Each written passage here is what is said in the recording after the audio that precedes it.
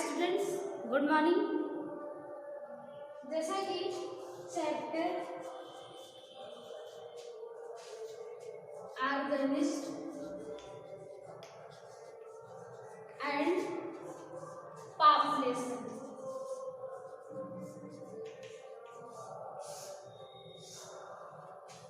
जीव एवं समस्या, जैसा कि चैप्टर जीव एवं समस्या आप पढ़ रहे थे, उसमें आज आप पढ़ेंगे अजैविक कारकों से अनुक्रिया।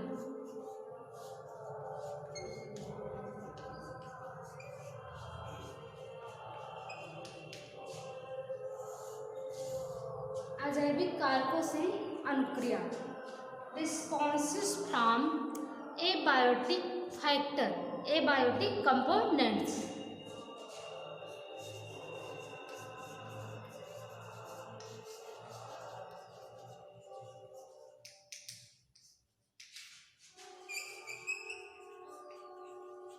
एबायोटिक फैक्टर या एबायोटिक कंपोनेंट्स।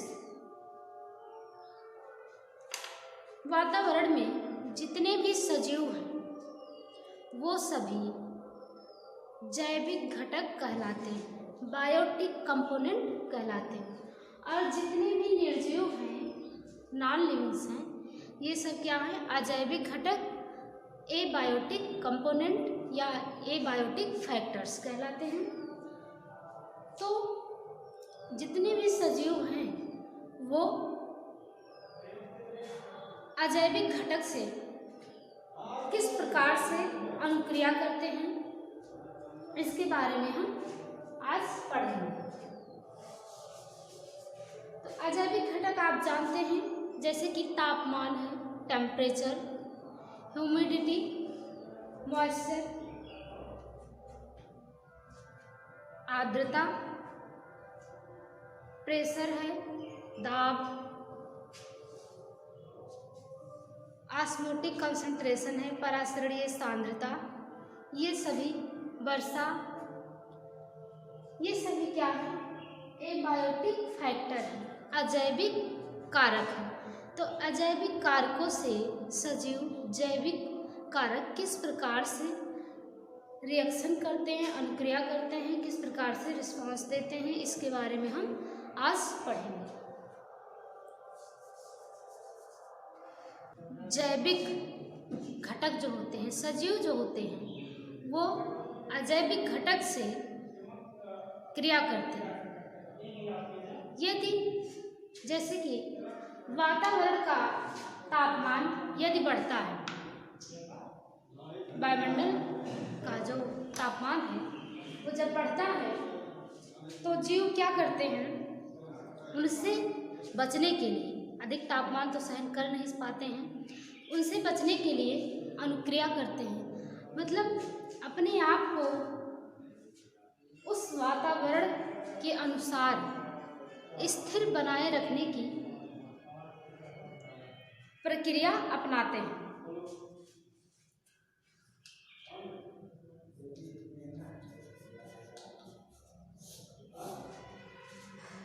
यदि तापमान का यदि वातावरण का जो टेम्परेचर है, तापमान वो कम हो जाए, मतलब ठंडी हो, ठंडी में क्या करते हैं जीव? अपने शरीर का तापमान और वातावरण के तापमान के सापेक्ष अपने शरीर को स्थिर बनाए या शरीर के तापमान को स्थिर बनाए रखने की अनुक्रिया करते हैं। जैसे कि ह्यूमन क्या करते हैं? गर्मियों में अधिक तापमान जब वातावरण का हो जाता है तो वो अधिक गर्मी या अधिक तापमान सहन नहीं कर पाते हैं। इसके लिए क्या तरीका अपनाते हैं? एसी वगैरह लगाते हैं, थोड़ा ठंडक रहे। तो उनके शरीर में क्या होता है? श्वेत ग्रंथियां पाए जाते हैं जिससे पसीना निकलता है। तो इस तरीके से वो अपने शरीर के तापमान और परासरणीय सांद्रता ऑस्मोटिक प्रेशर वायुमंडल के सापेक्ष स्थिर करते हैं। तो इस प्रकार की प्रक्रिया क्या कहलाती है? होमियोस्टैसिस।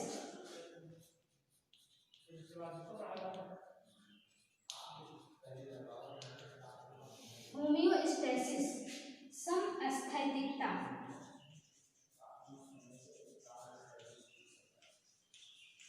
समस्थैतिकता ऐसे जीवों में होती है जो कि अपने शरीर को वातावरण के सापेक्ष, वातावरण में होने वाले परिवर्तन या प्रतिकूल परिस्थितियों में अपने आप को ढाल लेते हैं, अपने आप को स्थिर बनाए रखने की उनमें क्षमता पाई जाती है।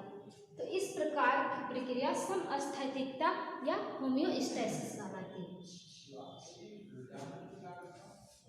तो कुछ जंतु इस प्रकार के होते हैं जो कि वातावरणीय परिवर्तन के साथ अपने शरीर के परासरणीय सांद्रता और तापमान को स्थिर बनाए रखने में अक्षम होते हैं। उनमें होमियोस्टैसिस समस्थैतिकता डेवलप नहीं होती है। तो इस प्रकार के जीव वातावरण के परिवर्तन के साथ किस प्रकार से अनुक्रिया करते हैं, आइए हम देखते हैं क्या क्या तरीका अपनाते हैं।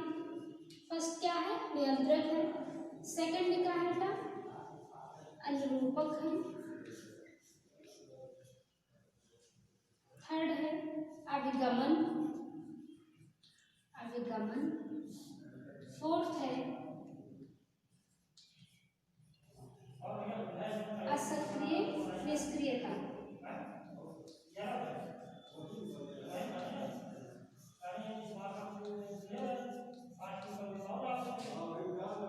नियंत्रक को रेगुलेशन कहते हैं।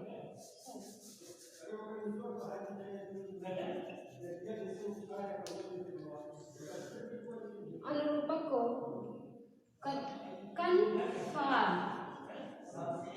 अभिगमन को माइग्रेशन।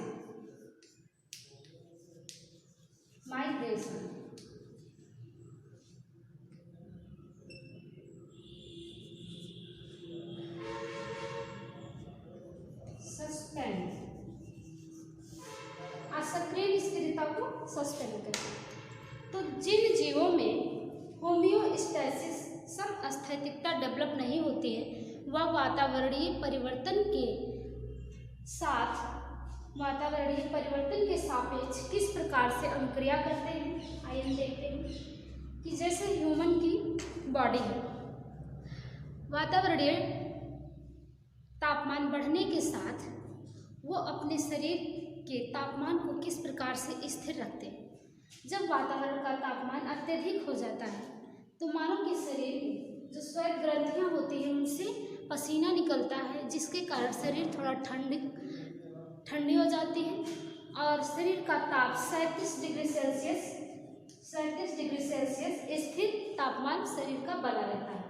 और जब अधिक ठंडी होती है तो जो मानव के शरीर में वो क्या करते हैं, वो अपनाते हैं, स्वेटर वगैरह पहनते हैं। उसके बाद उनके शरीर में थोड़ा सा कपकपी सी होती है, जिसके कारण ऊष्मा उत्पन्न होती है और शरीर का तापमान 37 डिग्री सेल्सियस स्थिर बना रहता है।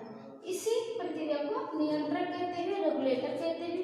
और इन्हें जो रेगुलेट करते हैं, जो नियंत्रक होते हैं, उन्हें क्या कहते हैं? जो नियंत्रण करते हैं उन्हें कहते हैं नियंत्रक। रेगुलेटर अपने शरीर के तापमान और परासरणीय सांद्रता को स्थिर बनाए रखने में सक्षम होते हैं। परासरणीय सांद्रता मतलब सेल में जो उपस्थित साइटोप्लाज्म है उसकी ऑस्मोटिक कंसंट्रेशन को मेंटेन रखने में सक्षम होते हैं, जिसे नियंत्रक या रेगुलेटर कहते हैं। अनुरूपक क्या होते हैं? कन्फर्मर।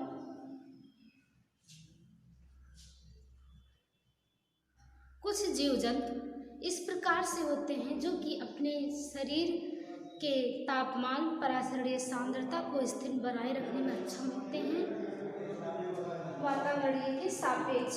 वातावरण परिवर्तन के सापेक्ष अपने आप को स्थिर बनाए रखने में अक्षम होते हैं वे क्या कहलाते हैं? अनुरूपक कहलाते हैं। 99% जंतु एवं पादप क्या होते हैं? अनुरूपक होते हैं, कन्फॉर्मर होते हैं। क्या होते हैं? कन्फॉर्मर होते हैं, अनुरूपक होते हैं। मतलब इनकी बॉडी जो है शीत रुधिर वाले होते हैं, कोल्ड ब्लडेड होते हैं। ये कैसे होते हैं बेटा? कोल्ड ब्लडेड होते हैं, कोल्ड ब्लडेड, शीत रुधिर वाले होते हैं, शीत रुधिर वाले होते हैं, कोल्ड ब्लडेड होते हैं।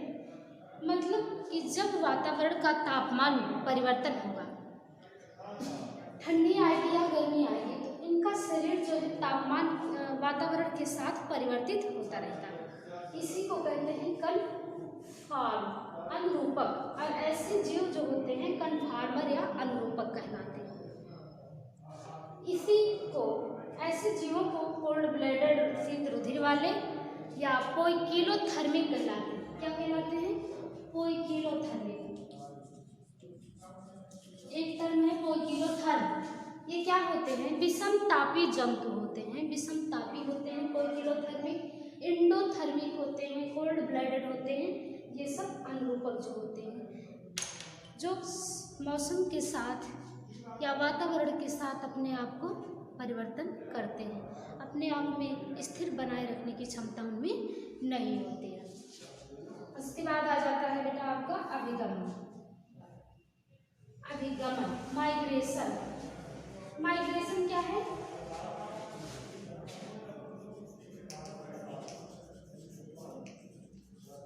माइग्रेशन, अभिगमन। अभिगमन भी एक प्रकार की अनुक्रिया है, वातावरण से होने वाली एक प्रकार की अनुक्रिया है, जैविक कारकों से अनुक्रिया। तो इसमें क्या होता है बेटा कि जो जीव होते हैं एक स्थान से दूसरे स्थान के लिए क्या करते हैं? माइग्रेट कर जाते हैं, अभिगमन करते हैं, चले जाते हैं दूसरे स्थान पे। क्यों चले जाते हैं? किस लिए चले जाते हैं? ये देखिए, माइग्रेशन एक प्रकार का होने वाला अजैविक कारकों से अनुक्रिया है। इसमें क्या होता है? जब यहाँ पर मान लीजिए पक्षियाँ, पशु पक्षियाँ हैं, यहाँ का अनुकूल वातावरण जब तक रहता है तब तक तो ये निवास करेंगे, लेकिन जब यहाँ का वातावरण प्रतिकूल हो जाता है, मतलब अनफेवरेबल कंडीशन हो जाता है, तो एक स्थान से दूसरे स्थान प्रतिकूल परिस्थिति से अनुकूल परिस्थितियों में माइग्रेट कर जाते हैं, चले जाते हैं। एक एग्जाम्पल है साइबेरियन क्रेन जो है, जब अधिक ठंडी पड़ने लगती, साइबेरिया में जब खूब ठंडी पड़ने लगती है, बर्फ वगैरह पड़ने लगती है, तो साइबेरिया में साइबेरियन क्रेन जो होती है, टील, ये क्या है? पक्षी है। तो वहाँ अनफेवरेबल कंडीशन इनके लिए हो जाता है, मतलब प्रतिकूल वातावरण हो जाता है साइबेरिया में ठंड के कारण। तो ये क्या करती हैं? यहाँ से माइग्रेट करती हैं भारत के राजस्थान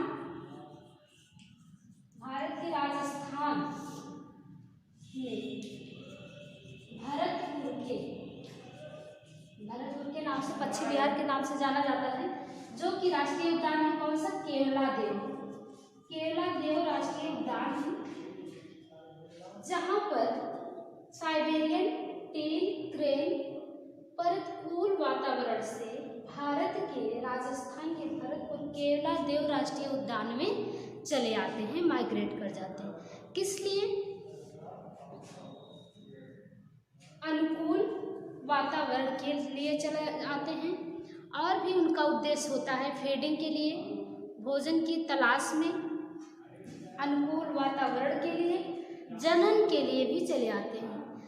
माइग्रेशन का मुख्य जो उद्देश्य होता है, अनुकूल फेवरेबल कंडीशन हो, फूड फीडिंग के लिए और ब्रीडिंग के लिए, जनन के लिए ही ये माइग्रेशन होता है। और ये माइग्रेशन कब कब होता है बेटा? ये माइग्रेशन डेली हो सकता है, मतलब ये पक्षियाँ डेली माइग्रेट कर सकती हैं। बहुत सारे पक्षी एक स्थान से दूसरे स्थान जाते हैं, दिन भर में ही लौट आते हैं, महीने 2 महीने में माइग्रेशन करते हैं, अभिगमन करते हैं भोजन की तलाश में, जनन के लिए। तो उनका क्या होता है, प्रतिदिन, मतलब डेली का मतलब प्रतिदिन हो सकता है। और पीरियड भी होता है, period migration, daily migration, period का मतलब कालिक आगमन। और थर्ड क्या हो सकता है, सीजनल हो सकता है बेटा, सीजनल माइग्रेशन। इस तरीके का अभिगमन होता है। पक्षियाँ क्या करती हैं, डेली भी माइग्रेट करती हैं, सुबह जाएंगे शाम तक अपने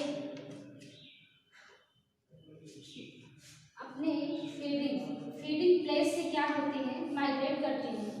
किसके लिए, अनुकूल परिस्थिति की तलाश में, भोजन की तलाश में, ब्रीडिंग की तलाश में, जनन के लिए। उसके बाद पुनः अपने फीडिंग प्लेस पे लौट आते हैं। पीरियड क्या होता है, 2-3 महीने में माइग्रेट करेंगे, 2-3 महीने में उनका अभिगमन होता है। सीजनल में क्या होता है कि सीजन के अनुसार जब मौसम परिवर्तित होता है, ठंड या सर्दी है, तो इसमें क्या होता है, ये मौसम के अनुसार माइग्रेट करती है। और जब वो मौसम समाप्त होता है तो पुनः अपने पहले वाले स्थान पे आ जाती है। तो इसे कहते हैं अभिगमन। तो इस तरीके से वो अजैविक घटक से क्रिया करते हैं। फोर्थ आपका क्या था बेटा, असक्रिय निष्क्रियता, सस्पेंड।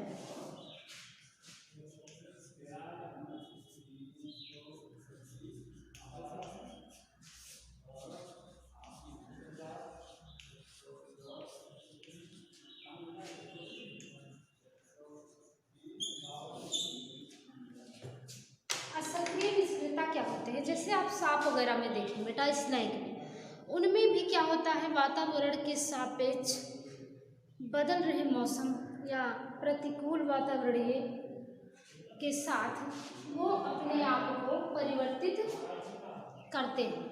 उन वातावरण के अनुसार अपने आप को ढाल नहीं पाते, अपने आप को स्थिर बना नहीं पाते, उनमें भी समस्थैतिकता, होमियोस्टेसिस डेवलप नहीं होती। तो क्या होते हैं कि जब अधिक ठंड पड़ने लगती है, तो क्या करते हैं, हाइबरनेट करते हैं। हाइबरनेट करते हैं मतलब हाइबरनेशन की प्रक्रिया होती है। हाइबरनेशन की हिंदी क्या होती है, शीत निष्क्रियता। शीत निष्क्रियता, इसका मतलब है कि जब अधिक ठंड पड़ने लगती है तो स्नेक वगैरह जो होते हैं, कोल्ड ब्लडेड एनिमल, ये क्या करते हैं, फीडिंग को कम कर लेते हैं, मतलब खाते कम है और बॉडी की जितनी भी एक्टिविटी है, मतलब जो जैविक क्रियाएं हैं, वो बहुत ही स्लो, बहुत ही धीमी कर लेते हैं और एक स्थान पे स्थिर हो जाते हैं, मतलब शीत निद्रा में चले जाते हैं। ठंडियों के मौसम में हाइबरनेट कर जाते हैं। और जब फेवरेबल कंडीशन आता है, अनुकूल परिस्थिति आती है, तो फिर अपने एक्टिविटी को सामान्य कर लेते हैं, फिर उनकी जैविक क्रियाएं सामान्य चलने लगती हैं। उसके पहले वो क्या करते हैं कि वो अपने बॉडी की सारी एक्टिविटी को स्लो कर लेते हैं, फीडिंग कम कर देते हैं, जिसके दौरान वो एक स्थिर हो जाते हैं, एक स्थान पर स्थिर हो जाते हैं और सारी जैविक क्रियाएं उनकी धीमी पड़ जाती है, शीत निद्रा में चले जाते हैं, मतलब लंबे समय तक वो स्थिर हो जाते हैं। और बेटा कुछ जीवाणु, मतलब जीवाणु विषाणु जितने भी कवक, जीवाणु कवक जो है, बैक्टीरिया, फंगाई, ये क्या करते हैं, नष्ट होने से पहले, मरने से पहले, जब असक्रिय निष्क्रियता, क्या देखेंगे किस प्रकार से ये क्रिया करते हैं। ये जीवाणु और कवक, बैक्टीरिया और फंजाई, जब प्रतिकूल परिस्थिति आती है, जब ये नष्ट होने लगते हैं, तो उसके पहले ये एक मोटी भित्ति वाली, जैसे ये कोई स्पोर के चारों तरफ एक मोटी भित्ति का निर्माण कर देते हैं, एक मोटी भित्ति वाले स्पोर का निर्माण करते हैं, जो कि